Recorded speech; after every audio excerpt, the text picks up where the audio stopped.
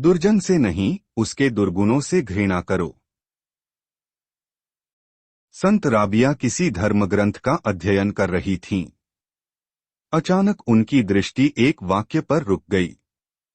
वह वाक्य था, दुर्जनों से घृणा करो।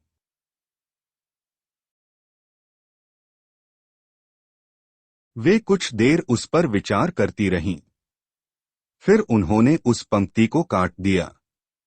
कुछ समय बाद दो संत उनके घर आए और सामने रखे ग्रंथ पर जब उनकी दृष्टि पड़ी तो वे उस ग्रंथ को पढ़ने लगे। उन्होंने तब उस कटे हुए वाक्य को पढ़ा और संत राबिया से पूछा, क्या इस वाक्य को आपने काटा है? संत राबिया बोली, जी हाँ, इस पंक्ति को मैंने ही काटा है। दोनों संत नाराज होते हुए बोले, धर्मग्रंथ में जो लिखा है वह कभी गलत नहीं हो सकता। आपने उसमें संशोधन क्यों किया? राबिया ने कहा, पहले मुझे लगा कि यह ठीक लिखा है, परंतु फिर मैंने सोचा कि दुर्जनों से नहीं, उनके दुर्गुणों से घृणा करो, यही उचित है। इसलिए मैंने यह वाक्य संशोधित कर दिया। राबिया की बात सुनकर दोनों संत चुपचाप वहां से चले गए।